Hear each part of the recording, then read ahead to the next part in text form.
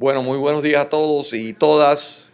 Muchas gracias por estar aquí y acompañarnos y participar en esta conferencia en el día de hoy. A los profesores también les agradezco que hayan traído a ustedes, a sus grupos, básicamente la generación joven de los milenios que está aquí bien representada.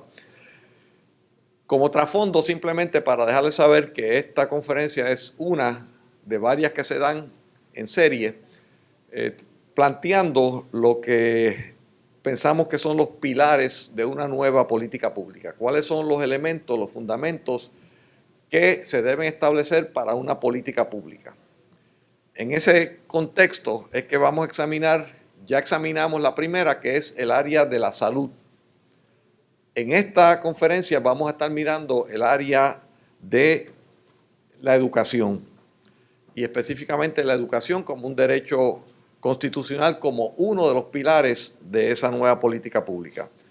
Subsiguientemente, aquí también vamos a estar mirando, examinando, evaluando otro elemento que es la economía, otro elemento que es la tecnología como facilitador, como llave a poder establecer una política pública de avanzada. Y finalmente, tratamos de atar todo esto bajo el concepto de que estos son elementos para una política pública basada en la felicidad. Si ustedes han oído discusiones de política pública, casi siempre pues dicen, ¿qué es lo que persiguen? Pues persiguen el desarrollo económico. Quieren tener un producto bruto y un crecimiento económico. Pues eso es una de las maneras que uno puede establecer como base de su política pública. Lo que estamos planteando en esta serie es que eso se queda corto y lo que necesitamos es una visión de una política pública basada en el concepto de felicidad.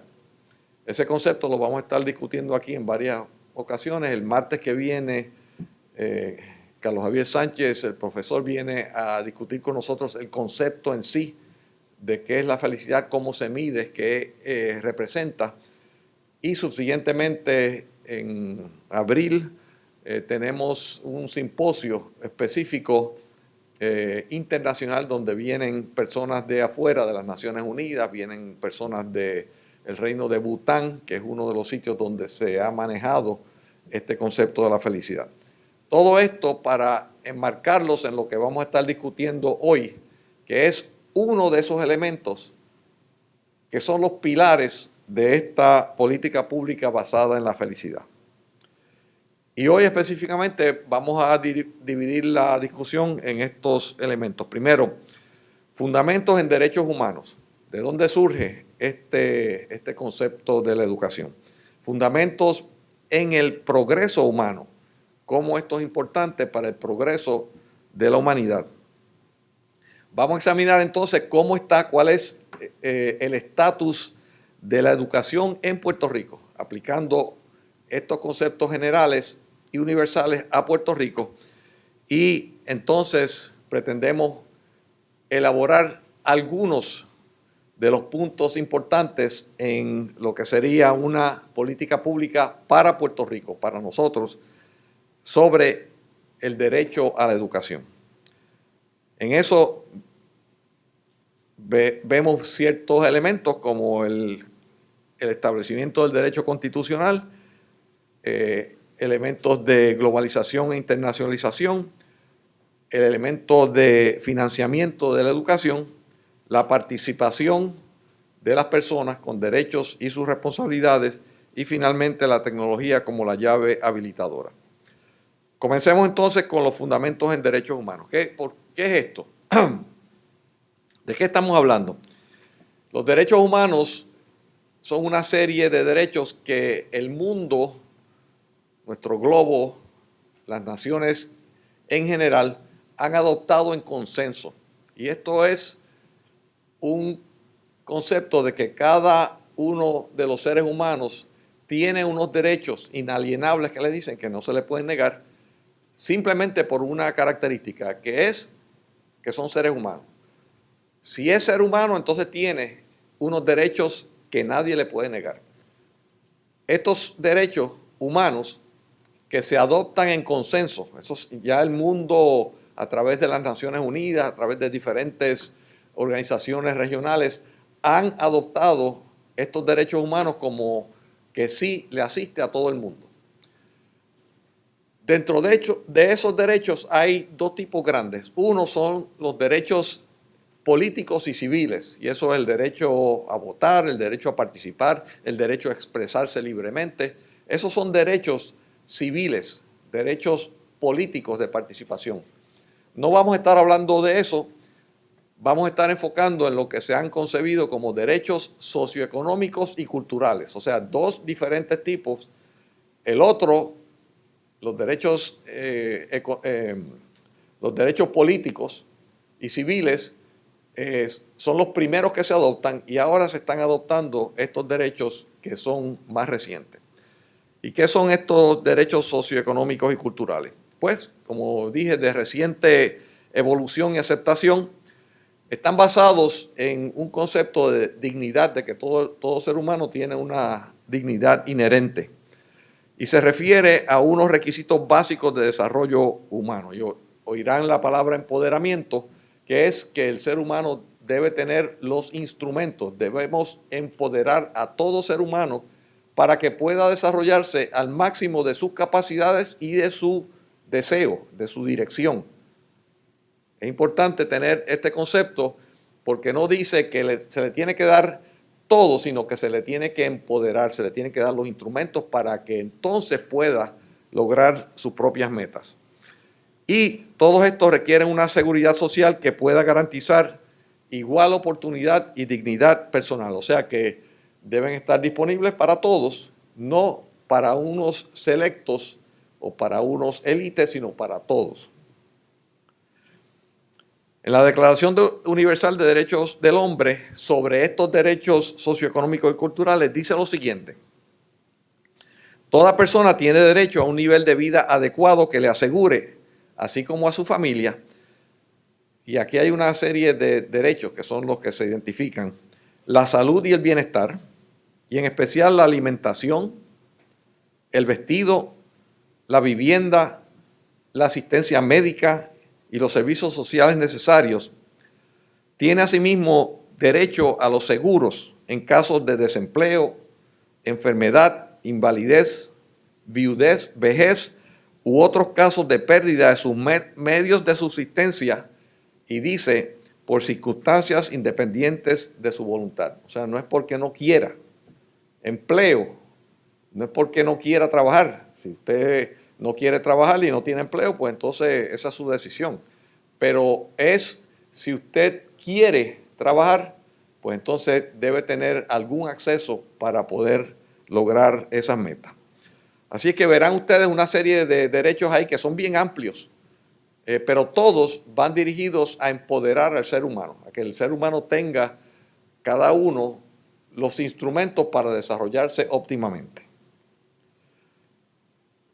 Algunos de los derechos socioeconómicos y culturales están ahí indicados, pero como dije anteriormente, la salud la discutimos en la conferencia anterior, en esta vamos a concentrar en la educación. La educación se concibe como que es esencial para cualquier esfuerzo para adelantar los derechos humanos. O sea, este no es solamente un derecho, por ejemplo, el derecho a la vivienda, al techo. Este derecho te habilita para los demás derechos. O sea, que es un derecho que tiene unas implicaciones mucho más amplias que algunos de los otros derechos, que son fundamentales, pero este tiene también una influencia en los demás derechos. Es crucial para empoderar al individuo a disfrutar sus derechos. Si no estás educado, si no sabes qué está pasando, pues difícilmente puedas maximizar tus derechos. Una obligación de proveer acceso y educación primaria, compulsoria y gratis. Y verán aquí que estamos empezando con una educación que es primaria y que se establece que ya todo el mundo, todos los seres humanos deben tener acceso a esto. Y, sin embargo, provee para una extensión a la educación, ya sea preprimaria, la educación secundaria o la educación postsecundaria, que es la universitaria que ustedes están pasando por ahora. Debe ser accesible para todos sin discrimen. Ese es un elemento esencial para todos estos derechos, para todos sin discrimen.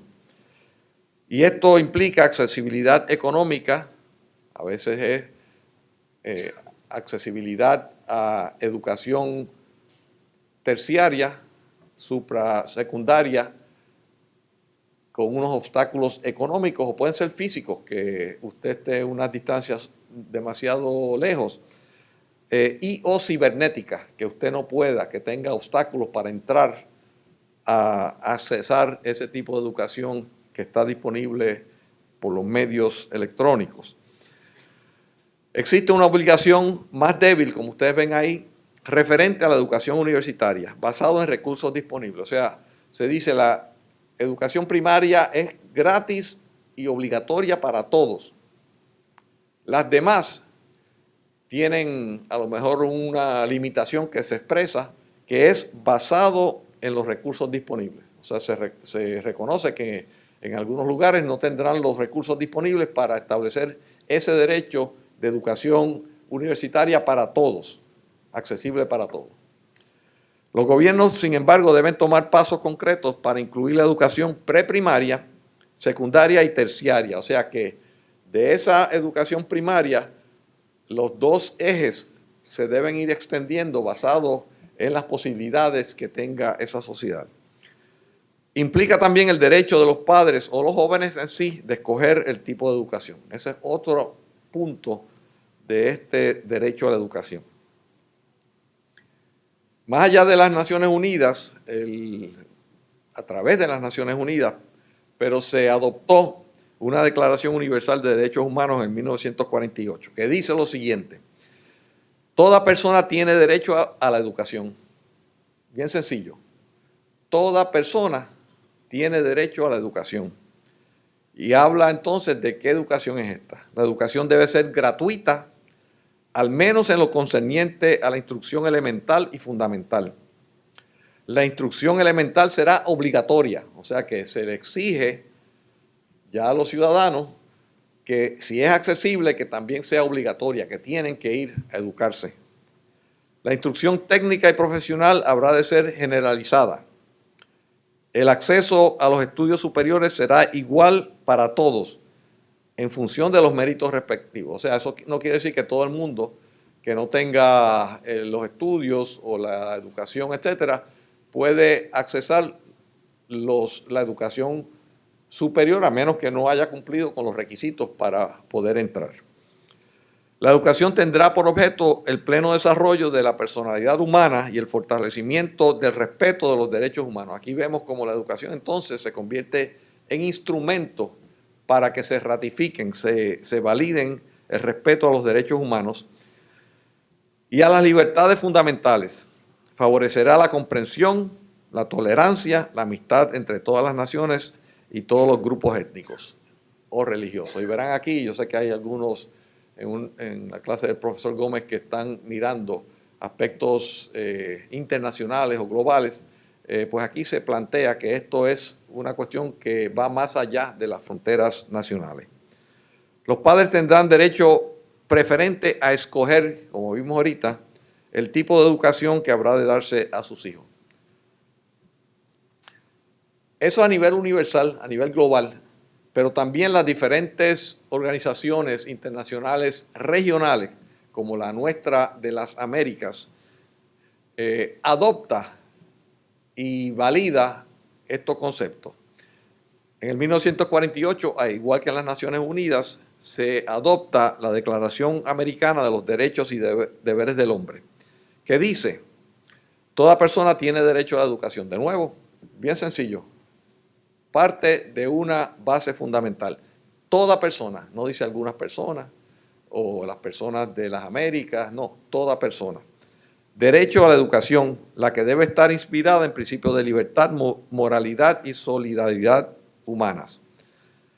Asimismo, tiene el derecho, mediante esta educación, que se le capacite. Vean el concepto de nuevo, aquí se llama capacitar, pero es empoderar, para lograr una digna subsistencia, en mejoramiento del nivel de vida y para ser útil a la sociedad. Concepto que no es solamente el beneficio individual, sino que es el beneficio que la educación concede a la sociedad. El derecho de educación comprende el de igualdad de oportunidades en todos los casos, de acuerdo con las dotes naturales, los méritos y el deseo de aprovechar los recursos que puedan proporcionar la comunidad y el Estado. Y ven ahí los elementos que son los necesarios. Primero, dotes naturales. Hay algunas personas que son más capaces de aprender a unos niveles más altos que otras, igual que hay algunos que son más altos y otros más bajitos. Eso es dotes naturales. Los méritos, que es cómo usted ha utilizado esos dotes, si usted ha ido a través de un proceso de educarse. Esos son los méritos que usted obtiene. Y el deseo de aprovechar los recursos, de nuevo, que pueda proporcionar la comunidad y el Estado. Los recursos que están disponibles, que en algunos casos son pocos. La Carta de la Organización de Estados Americanos, esta es su constitución, lo pone de la siguiente manera. La educación primaria será obligatoria y será gratuita. De nuevo el mismo concepto. Primario, ya eso es para todo el mundo y no es solamente un derecho, sino que es una obligación. Derecho y responsabilidad. Recuerden ese balance que hay que tener. Los derechos no se dan en el vacío. Cada derecho implica una responsabilidad. Aquí está el derecho a la educación primaria, que será gratuita, será accesible, pero la responsabilidad es que será obligatoria. La educación media, entonces, deberá extenderse progresivamente. Aquí, de nuevo, de esa base se tiene que ir extendiendo basado en las realidades de los recursos de las diferentes sociedades de los diferentes estados. Y la educación superior, universitaria, postsecundaria, estará abierto a todos. No es para un grupo específico, es para todos. Obviamente todos los que cualifiquen, que se hayan desarrollado al punto de poder pasar por una educación superior. Si miramos ese derecho, se derivan de ese derecho humano y específicamente el derecho a la educación, los derechos sobre los niños, porque la educación va enfocada principalmente a los niños y los jóvenes. Por lo tanto, también se deriva un derecho que dice: los estados partes convienen en que la educación del niño deberá estar encaminada a desarrollar la personalidad, las aptitudes y la capacidad mental y física del niño hasta el máximo de sus posibilidades. Vean que aquí no estamos diciendo que todo el mundo, que el resultado es igual para todo el mundo, no. El resultado puede que no sea igual para todo el mundo. De hecho, no será igual para todo el mundo. Lo que sí es que tiene que haber la oportunidad para todo el mundo, para que se desarrolle, como dice aquí, al máximo de sus posibilidades. De nuevo el concepto de empoderar al individuo para que pueda desarrollarse. Y más adelante entra en otros elementos, pero en esencia lo que se plantea es que los niños solo se pueden beneficiar del derecho a la educación si tienen además otros derechos. Si tienen el derecho a la alimentación, a la casa, un techo, una vivienda y protección adecuada. Un niño que no tiene alimentación adecuada, pues francamente no le estamos reconociendo su derecho a la educación porque no puede aprender óptimamente para él. O si no tiene la protección adecuada, pues tampoco, porque si está en un medio ambiente de inseguridad, no se puede establecer un medio ambiente seguro para que aprenda bien. Por eso el derecho a la educación de los niños justifica los derechos de los niños a unas asistencias especiales, basado en ese derecho de educación, a los servicios médicos, que los niños estén saludables. Un niño enfermo no se le puede pretender que esté aprendiendo mucho o aprendiendo bien. Nutrición adecuada, casa y, obviamente, lo que hablamos ahorita, escuela gratuita, que tenga el acceso. Si miramos todo esto, entonces vamos a mirar el panorama a nivel mundial y ver lo que está ocurriendo ahora mismo.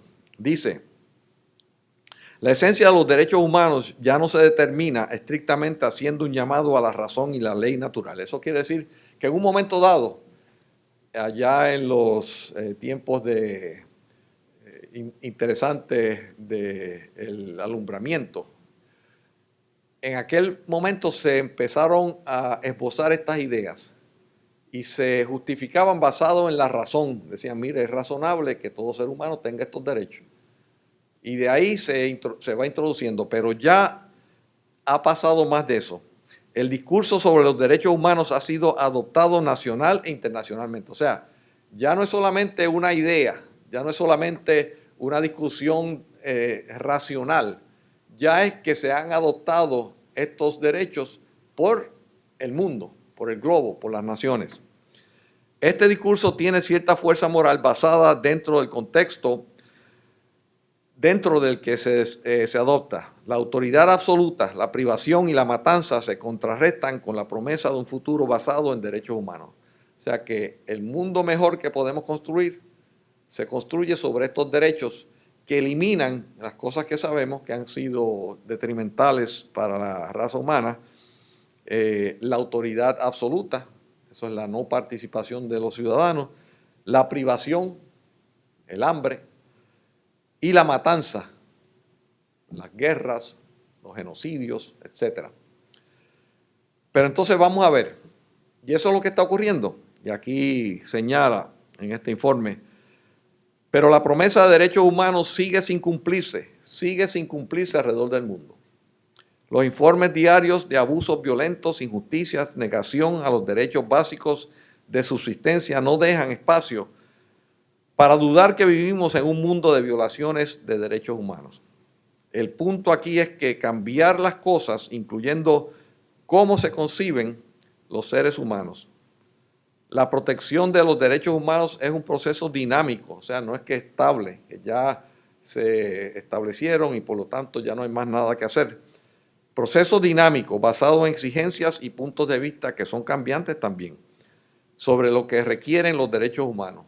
Por eso los derechos socioeconómicos surgen inicialmente de los derechos que se adoptan inicialmente de los políticos y civiles.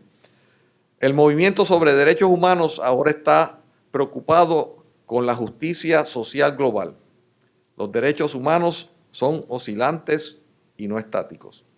Así es que es un proceso que no podemos decir que está concluido o inclusive que está muy adelantado en algunos lugares del mundo. En otros sí, pero en algunos del mundo no tanto. Eso es la educación basado en una visión de derechos humanos. Pues vamos a ver también la educación dentro de un contexto de lo que entendemos como progreso humano. Primero, la relación del Estado con la educación. La educación se puede ver como un bien privativo de la persona o un bien público, o ambos. Bien privativo. Todos ustedes reconocen que una persona que se educa a niveles más altos tiene una mayor probabilidad de generar más ingresos durante su vida. Eso está establecido científicamente. Así que, por lo tanto, es un bien privativo. El individuo que tiene mayor educación tiene mayor beneficio económico que el que no tiene. Pero también es un bien público, porque la sociedad se nutre de unos niveles más altos de educación que dan beneficio a todos en eso. Vean los diferentes países, eso también está demostrado, que tienen unos niveles más altos de educación, tienen niveles más altos de desarrollo económico, tienen niveles más altos de salud, etc. O sea que es un bien público. Esa es la dualidad de lo que es la educación. Y entonces el Estado tiene una responsabilidad sobre la educación pública. Y entonces las políticas públicas que deciden si ese apoyo va a ser mayor o menor, pues entonces es importante. La reorganización de la educación alrededor del concepto centralizado del nacionalismo y la lealtad ciudadana. Eso quiere decir que en muchos países, hasta bien recientemente, se han establecido estos conceptos de educación a las generaciones jóvenes basado en el desarrollo de un ciudadano para esa nación o para ese país.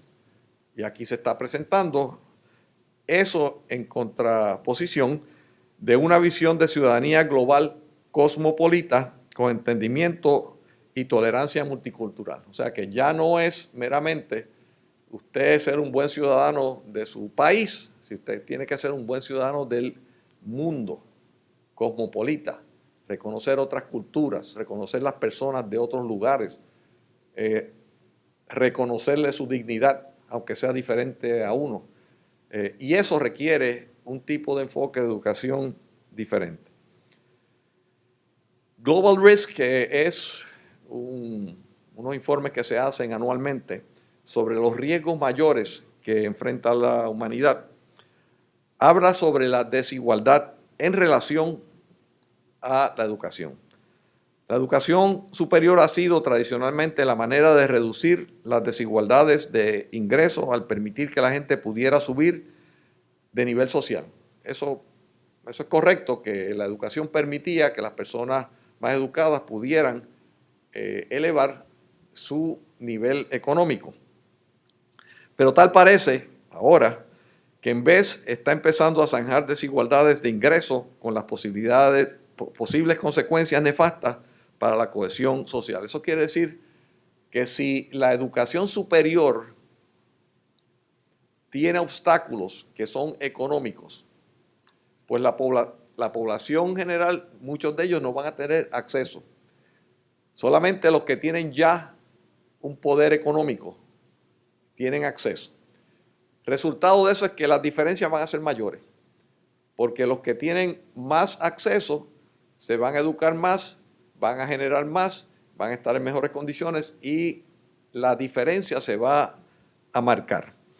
Aquellos estudiantes endeudados que no encuentren una carrera que les permita pagar sus deudas, que le ocurre a muchos jóvenes hoy, no estarán en posición de ahorrar para el futuro, lo que genera un conflicto para las redes de seguridad social. La desigualdad económica se refleja en la desigualdad educativa. O sea, si usted permite que haya una desigualdad económica grande, se va a reflejar en diferencias grandes en el acceso a la educación. A la misma vez, en dirección opuesta, las diferencias educativas exacerban las diferencias económicas.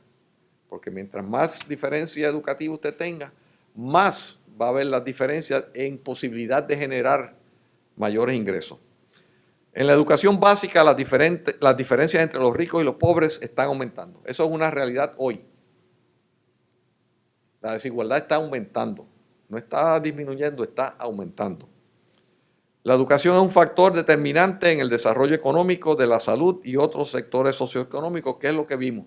Que no solamente un derecho en un vacío, sino que tiene relación a la posibilidad de usted obtener o disfrutar de los beneficios de otros derechos como la salud o derechos socioeconómicos. El reto a la universidad del siglo XXI, uno de ellos, es educar estudiantes que puedan florecer y prosperar en una economía global. Ya no es solamente en la economía de su pueblo o de su comunidad.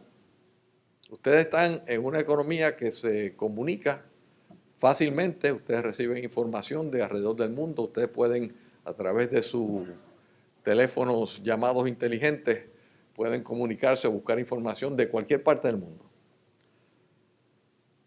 Y desarrollarse en líderes socialmente responsables e inmersos en los asuntos civiles en su entorno, no solamente local, sino en el exterior. Y aquí lo describe de la siguiente manera otro grupo de investigadores. Los educadores líderes tendrán la tarea de innovar y atender las necesidades de sus alumnos dentro de un sistema carente de recursos. O sea, que eso es lo que estamos viendo, que muchos de estos países, muchas de estas regiones tienen una limitación de sus recursos. La educación superior y el adiestramiento corporativo han tenido que soportar una reducción en los recursos de productos de decrecientes preocupaciones económicas. Esos recursos reducidos han creado un reto considerable para los educadores líderes que tratan de desarrollar alumnos competentes y equipados para trabajar con poblaciones multiculturales. El futuro obligará a los educadores a considerar metodologías muy distintas en un esfuerzo por desarrollar las competencias necesarias para una interacción efectiva con poblaciones globales. Lo que se está planteando aquí es que hay limitaciones, pero nos da una dirección de que hay maneras, hay llaves que podemos utilizar para sobreponer esto.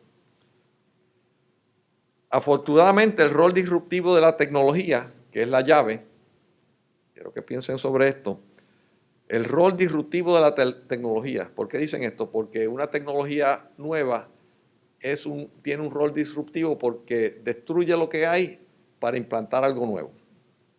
En última instancia, restaurará el rol ecualizador de la educación superior, la tecnología, que va a permitir que esto sea un instrumento para la igualdad. La propagación de Internet de alta velocidad está abriendo acceso gratis o barato a cursos en línea de calidad y accesible. O sea, vean esto. Antes todo el mundo estaba limitado a unos cursos que eran presenciales, que tenían un cupo específico. Ahora la tecnología te permite, y dicho sea de paso, los costos marginales de dar una clase a través de la tecnología de las comunicaciones, los costos marginales para dar una clase de 20 son muy pocos para dar la misma clase a 2,000. Por lo tanto, el acceso es mayor, por lo tanto, la llave de la tecnología permite bregar con esos costos que antes eran obstáculos. Esos cursos ayudarán a que la educación y el adiestramiento continuo sea de por vida. Vean aquí que entonces decimos, bueno, pues ahora no es solamente la educación primaria, ahora la tecnología nos permite que esto sea de por vida y para todos, tecnología. Pues permiten que la gente actualice sus destrezas para responder a los mercados laborales, que es otro elemento que nos permite la tecnología. No todo el mundo tiene que venir en un horario de por la mañana o de por la tarde. Usted puede accesar los cursos y accesar los materiales cuando usted salga de su trabajo, si está trabajando, o a algunos les gusta estudiar por la noche, otros por la mañana, o sea que les da una flexibilidad para usted aprender a su propio ritmo y con su propio estilo. Ok, todo eso es lo que aplica a nuestro mundo. ¿Y aquí en Puerto Rico? ¿Cómo está la situación? Pues vamos a ver esto. En Puerto Rico, el concepto de los derechos ha cambiado con el tiempo, pero eso ocurre a través del mundo también. Y también cambia con la situación socioeconómica y política de nuestra sociedad. La acción en cumplimiento de los derechos depende, a final de cuentas, en nuestra sociedad, uno, de la capacidad para implantarlo. Eso incluye los recursos económicos y otros recursos, pero también incluye la voluntad política. Tiene que haber una decisión y eso se refleja a través de la política pública, que es lo que estamos hablando en esta serie, política pública, que es lo que refleja esa voluntad política. Y cuando miramos eso y aplicamos a lo que tenemos hoy en Puerto Rico, ¿qué podemos decir? Bueno, podemos decir que hay un déficit en los derechos humanos. No vamos a entrar aquí a analizar los derechos políticos y civiles, pero sí es bueno que sepamos que tenemos una limitación en términos reales al voto y a participación en el gobierno de gobiernos que toman decisiones sobre esta sociedad. Eso es un déficit. Pero también hay déficit en los derechos socioeconómicos. Anteriormente discutimos eso con más detalle sobre la salud y hoy vamos a discutir esto sobre la educación. Un déficit. ¿Y qué queremos decir? Pues que el derecho a la educación en Puerto Rico está incompleto. La Constitución de Puerto Rico, ¿qué dice? Bueno, dice que la dignidad del ser humano es inviolable. Recuerden que los derechos humanos están basados en la dignidad del ser humano. Todos los hombres son iguales ante la ley. Tanto las leyes como el sistema de instrucción pública encarnarán estos principios de esencial igualdad humana. Eso dice nuestra Constitución. Toda persona tiene derecho a una educación, dice eso, que propenda al pleno desarrollo de su personalidad y al fortalecimiento del respeto de los derechos del hombre y las libertades fundamentales. Y uno diría, bueno, pues parece que se reconoce ese derecho. Pero cuando usted ve la descripción dice, habrá un sistema de instrucción pública el cual será libre y enteramente no sectario. La enseñanza será gratuita en la escuela primaria y secundaria. O sea que se limita eso, derecho a la educación primaria y secundaria. Eso está en nuestra Constitución. Todos tenemos aquí en Puerto Rico el derecho a una educación gratuita primaria y secundaria. Ahora, no preprimaria y no postsecundaria. Y por eso decimos que hay un déficit. En los estatutos, en las leyes, se aspira y se plantea que debe haber esa extensión. En una ley adoptada en 1999, la Ley 149, que es la ley orgánica del Departamento de Educación Pública de Puerto Rico, plantea lo siguiente: la educación es un proceso continuo que se inicia antes de que el niño alcance la edad escolar y se desarrolla durante toda la vida. O sea, que reconoce que no es cuando usted entra al primer grado o al kindergarten que empieza la educación, empieza desde antes, o debes pensar desde antes. La reconceptualización del derecho a la educación lo define como sigue: se trata de expandir el ámbito del derecho constitucional a la educación con fin de amparar a niños en edad preescolar, antes de los primarios, y a jóvenes sin recursos que aspiran a cursar estudios postsecundarios, universitarios y otros. En ese estatuto dice, en un mundo donde el conocimiento cambia aceleradamente, y eso lo hemos discutido aquí en innumerables ocasiones, educar significa desarrollar destrezas para llegar al conocimiento por uno mismo y hacer consciente al estudiante del poder que puede ejercer sobre su vida. A final de cuentas, de nuevo, el concepto de empoderar, de usted tener el poder, la educación lo empodera, le da poder.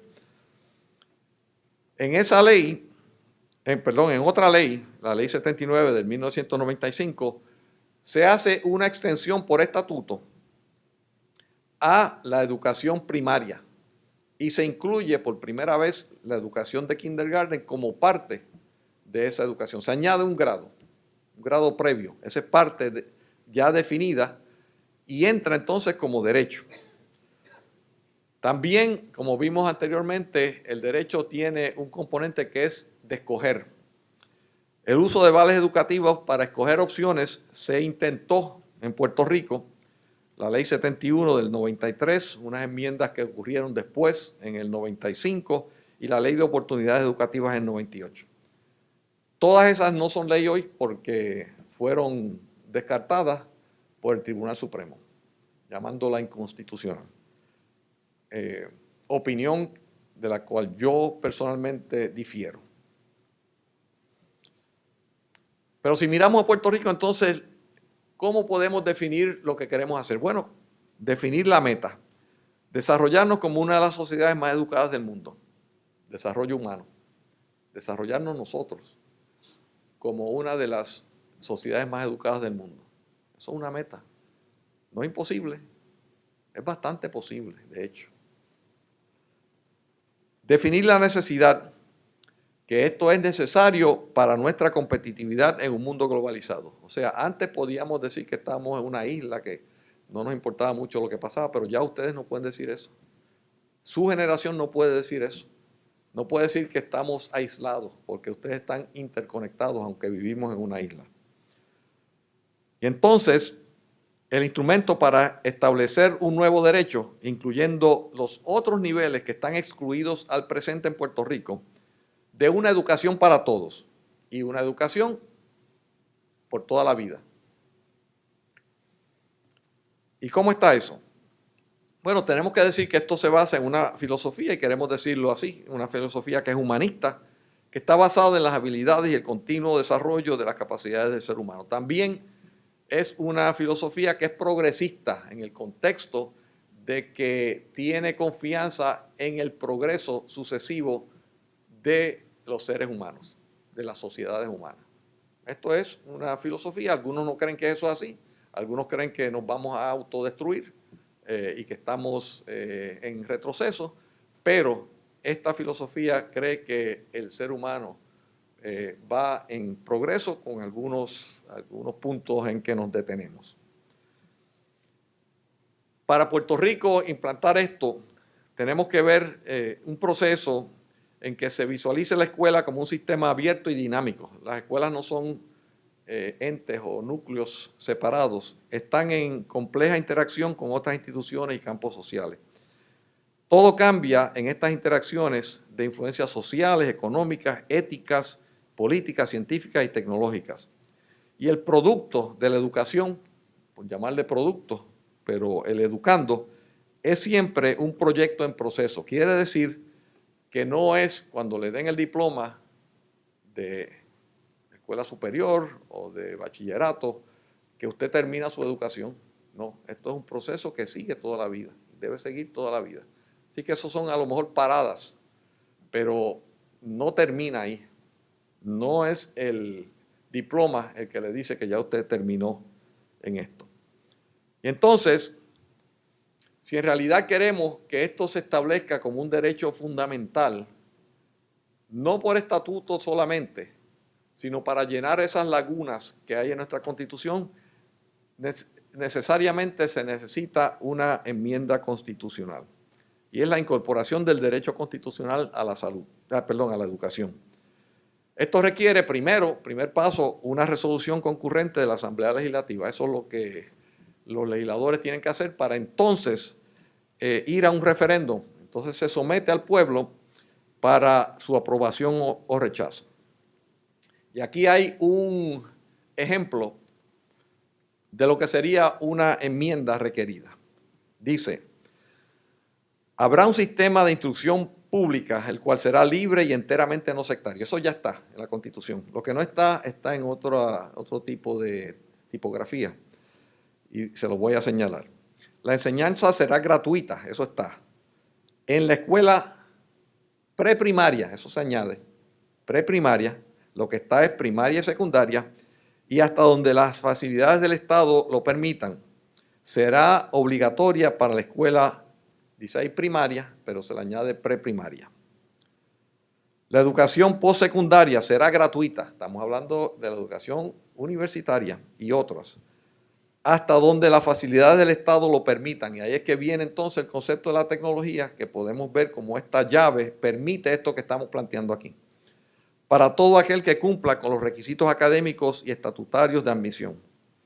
La asistencia obligatoria a las escuelas públicas preprimarias, eso añade, y primarias hasta donde las facilidades del Estado lo permitan, según se dispone la presente, no se interpretará como aplicable a aquellos que reciban instrucción preprimaria y primaria en escuelas establecidas bajo auspicios no gubernamentales. O sea que da el espacio para el que no quiera ir a un sistema de escuelas públicas, que vaya a un sistema privado y se reconozca como válido. Esto es una resolución concurrente del Senado que se sometió. Esto se sometió lo que se llama por petición. Este es un mecanismo que permite que ciudadanos puedan solicitar a uno o más legisladores que sometan un proyecto por petición, diciendo que no es necesariamente de ellos, pero que un ciudadano lo está peticionando. Esto se introdujo el 28 de enero del 2013 a petición mía. Esta petición para que se logre la resolución concurrente para establecer una enmienda del derecho a la educación, la someto a unos legisladores que a su vez la adoptan por petición y la someten. 28 de enero del 2013. Estamos en 2016. podemos decir que está llegando, como hoy alguien que dijo, que está llegando ya kindergarten. No ha ocurrido nada con esto. Pero es un ejemplo, no es necesariamente lo único, pero es un ejemplo. Y entonces, los principios que la educación debe establecer derecho y acceso a todo para todo nivel. Estos son los imperativos que entendemos que se destilan de todo lo que estamos planteando. La responsabilidad de financiamiento requiere que el Estado asuma una mayor inversión en educación. Vean que estoy hablando de inversión, no de gasto. No necesariamente es decir, pues yo le asigné tanto dinero. No, es inversión y cada inversión tiene un retiro, algo que sale, un rédito. Implantación de tecnología que viabilice el financiamiento del derecho a la educación de por vida para todos. La internacionalización de la educación para un ciudadano global. Inicialmente planteamos que como política pública esto debe establecerse para el sector de educación superior, pero eventualmente debe ir aún a los niveles primarios, secundarios, para que aún de niño vayamos dándonos cuenta que existe un mundo afuera de nuestro 100 por 35. Otro imperativo, que la educación sea por vida, desde niños hasta adultos. Yo creo que eso debe establecerse como política pública y se necesita voluntad política para hacerlo. La implantación de tecnología educativa de avanzada para mejorar la calidad. De nuevo, la dependencia que tenemos en utilizar la mejor tecnología disponible, que es mucha, para llegar a las metas que estamos esbozando.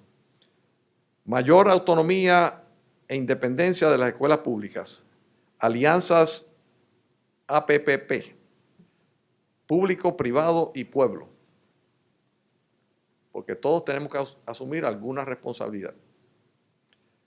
Y nuevos modelos que permitan diversidad de ofrecimiento. La educación debe también establecer, como imperativo de política pública, el poder de selección de alternativas. Pueden ser vales educativos, pueden ser otros, pero que los padres tengan la oportunidad de escoger lo que a su entender es la mejor opción para su hijo o su hija. Y entonces esto va de la mano con lo que tiene que ser obvio, que tiene que haber estímulos al desarrollo profesional y las condiciones de trabajo del magisterio con justicia salarial, oportunidades para el progreso profesional o un desarrollo de una carrera magisterial, salones y escuelas seguras y en paz con tecnología avanzada, de nuevo la dependencia en la tecnología, y la capacitación en nuevas tecnologías e innovaciones educativas, o sea, toda la gestión pedagógica. Así que con esto comenzamos con conceptos amplios, conceptos de desarrollo humano a nivel mundial, conceptos de progreso humano, cómo la educación se relaciona a esto. Y entonces traemos todos esos elementos y los aplicamos aquí. Primero vemos si en efecto están establecidos esos derechos humanos a la educación aquí en Puerto Rico o si hay deficiencias, que es lo que hemos encontrado, y entonces planteando unos pilares o unos elementos de educación que son necesarios si queremos verdaderamente establecer en Puerto Rico y sentirnos orgullosos de que reconocemos el derecho a la educación como un derecho fundamental a través de toda la vida y para todos. Muchas gracias. Si alguien tiene algún planteamiento o pregunta, de hecho hay algunos micrófonos aquí si quieren. Sí, adelante.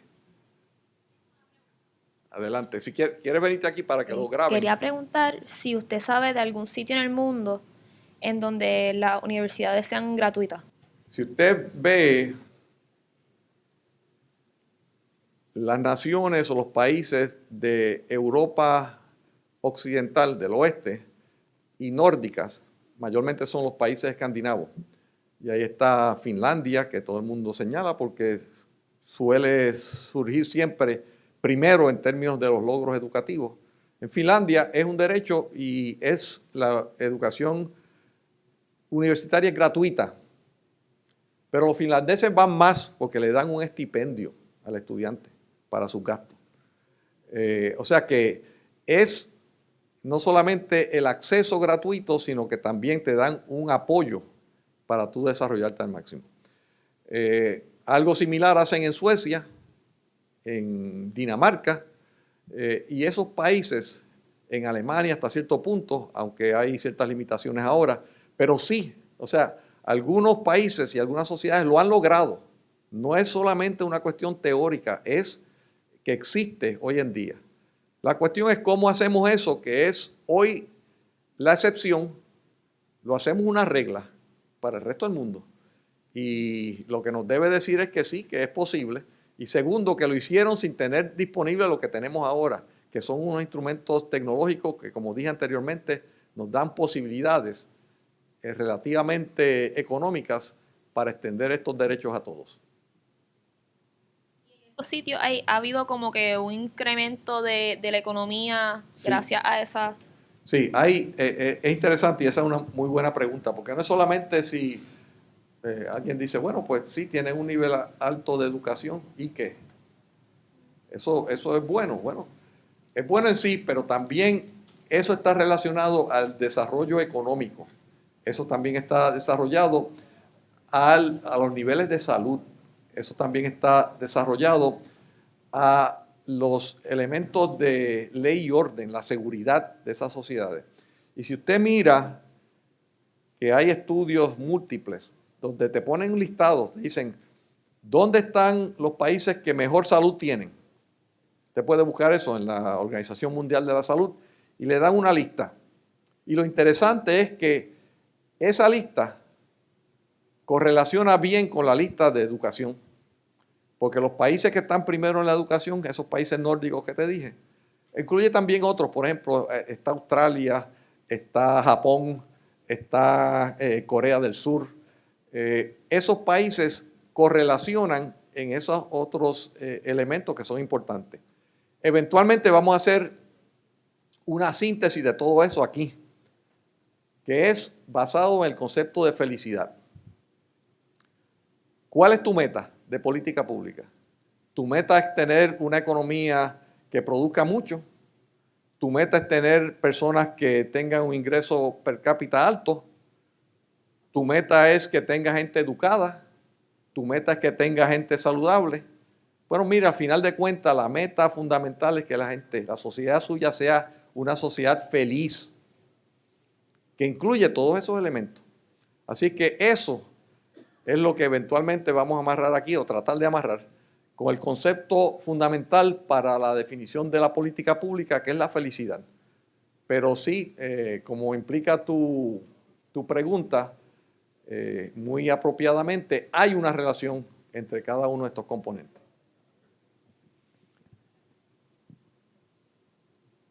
¿Algún otro comentario? O no siendo así, pues muchas gracias.